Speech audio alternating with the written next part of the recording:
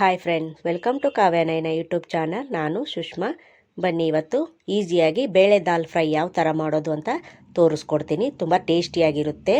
ಹಾಗೆ ತರಕಾರಿ ಮನೇಲಿ ಇಲ್ಲದೇ ಇದ್ದಾಗ ದಾಲ್ ಫ್ರೈನ ಯಾವ ಥರ ಮಾಡೋದು ಅಂತ ನಿಮಗೆ ನಾನು ಈಸಿಯಾಗಿ ತೋರಿಸ್ಕೊಡ್ತೀನಿ.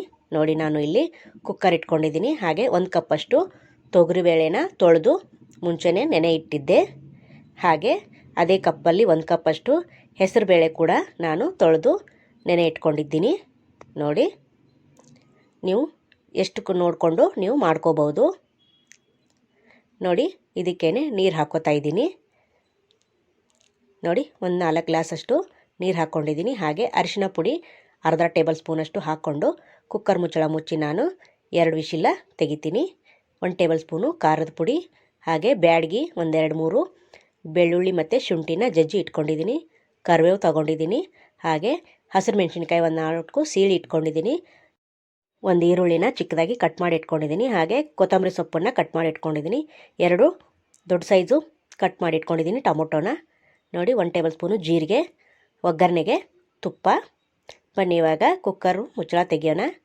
ವಾವ್, ಸೂಪರಾಗಿ ನೋಡಿ ಎಲ್ಲ ಬೇಳೆ ಚೆನ್ನಾಗಿ ಸ್ಮ್ಯಾಶ್ ಆಗೋ ಥರ ಬೆಂದಿದೆ. ನೋಡಿ, ದಾಲ್ ಫ್ರೈಗೆ ಈ ಥರ ಚೆನ್ನಾಗಿ ಸ್ಮ್ಯಾಶ್ ಆಗೋ ಥರ ಬೇಳೆನ ಚೆನ್ನಾಗಿ ಬೇಯಿಸ್ಕೋಬೇಕು.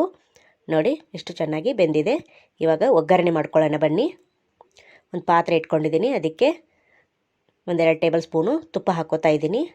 ಹಾಗೆ ಎಣ್ಣೆ ಕೂಡ ಸೇರಿಸ್ಕೋತಾ ಇದ್ದೀನಿ. 4-5 ಟೇಬಲ್ ಸ್ಪೂನಷ್ಟು ಎಣ್ಣೆ ಕೂಡ ಸೇರಿಸ್ಕೊಳ್ಳೋಣ. ನೋಡಿ, ನೀವು ತುಪ್ಪ ಇಷ್ಟ ಇಲ್ಲದೆ ಇರೋರು ಬರೀ ಎಣ್ಣೆಯಲ್ಲಿ ಕೂಡ ಮಾಡ್ಕೋಬೋದು. ಸಾಸಿವೆ ಕೂಡ ಹಾಗೆ ಜೀರಿಗೆನ ಅರ್ಧ ಟೇಬಲ್ ಸ್ಪೂನಷ್ಟು ಸೇರಿಸ್ಕೋತಾ ಇದ್ದೀನಿ. ಸಾಸಿವೆ ಚಟಪಟ ಅಂದಮೇಲೆ ಇವಾಗ ಹಸಿರು ಮೆಣಸಿನ್ಕಾಯಿ 4 ತಗೊಂಡಿದ್ದೆ. ಹಾಗೆ ಬ್ಯಾಡಗಿನ 4 ತಗೊಂಡಿದ್ದೀನಿ. ಅದನ್ನು ಕೂಡ ಒಗ್ಗರಣೆಗೆ ಸೇರಿಸ್ಕೊತಾ ಇದ್ದೀನಿ. ಇದು ಚೆನ್ನಾಗಿ ಫ್ರೈ ಮಾಡ್ಕೊಳ್ಳೋಣ. ನೋಡಿ, ಈ ಥರ ಸ್ವಲ್ಪ ಫ್ರೈ ಆಗಬೇಕಿದು. ಇದು ರೊಟ್ಟಿಗೂ ದೋಸೆಗೂ ಹಾಗೆ ಚಪಾತಿಗೂ ಕೂಡ ಸೂಪರಾಗಿ ಕಾಂಬಿನೇಷನ್. ಇದು ತುಂಬ ಈಸಿಯಾಗಿ ಕೂಡ ಮಾಡ್ಕೋಬೋದು.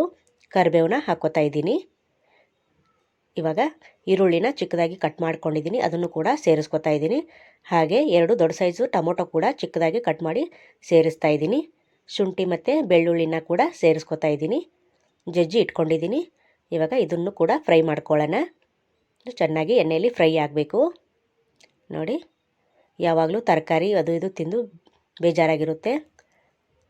ಅದೆಲ್ಲ ಬಿಟ್ಟು ಬೇಳೆ ದಾಲ್ ಫ್ರೈನ ಮಾಡಿ ಒಂದ್ಸತಿ ಟ್ರೈ ಮಾಡಿ ಯಾವ ಥರ ಬಂತು ಅಂತ ಕಮೆಂಟ್ ಸೆಕ್ಷನಲ್ಲಿ ತಿಳಿಸಿ ಫ್ರೆಂಡ್. ನೋಡಿ, ರುಚಿಗೆ 1 ಟೇಬಲ್ ಸ್ಪೂನು ಉಪ್ಪು ಹಾಕ್ಕೋತಾ ಇದ್ದೀನಿ. ಇವಾಗ ಮೊದಲು ಒಗ್ಗರಣೆಗೆ ಒಂದು ಸ್ವಲ್ಪ ಹಾಕ್ಕೊಂಡಿದ್ದೀನಿ. ಆಮೇಲೆ ಸ್ವಲ್ಪ ಹಾಕ್ಕೋತೀನಿ. ನೀವು ನೋಡಿ ಹಾಕ್ಕೊಳ್ಳಿ. ನೋಡಿ, ಈರುಳ್ಳಿ ಟೊಮೊಟೊ ಬೇಗ ಮೆತ್ತಗಾಗುತ್ತೆ ಅಂತ ಉಪ್ಪು ಹಾಕಿದ್ದೀನಿ ನಾನು. ನೋಡಿ, ಇವಾಗ ಫ್ರೈ ಆಗಿದೆ. ಇನ್ನು ಸ್ವಲ್ಪ ಬಾಡಿಸ್ಬಿಟ್ಟು ನೋಡಿ, ಇವಾಗ ಬೇಳೆನ ಬೇಯಿಸ್ಕೊಂಡು ಬಂದ್ವಲ್ಲ ಅದನ್ನು ಸೇರಿಸ್ಕೊಳ್ಳೋಣ. ನೋಡಿ, ಎಷ್ಟು ನುಣ್ಣಗೆ ಬೇಯಿಸ್ಕೊಂಬಂದಿದ್ದೀವಿ. ನೋಡಿ, ಸೂಪರ್. ಇವಾಗ ಮಿಕ್ಸ್ ಮಾಡ್ಕೊಳ್ಳೋಣ.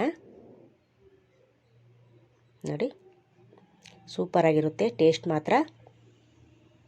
ನೋಡಿ, ರಾಗಿ ರೊಟ್ಟಿ, ಜೋಳದ ರೊಟ್ಟಿ, ಚಪಾತಿ, ತಂದೂರಿ ರೊಟ್ಟಿ ಎಲ್ಲದಕ್ಕೂ ಸೂಪರಾಗಿರುತ್ತೆ. ನೋಡಿ, 1 ಟೇಬಲ್ ಸ್ಪೂನು ಖಾರದ ಪುಡಿ ಸೇರಿಸ್ತಾ ಇದ್ದೀನಿ.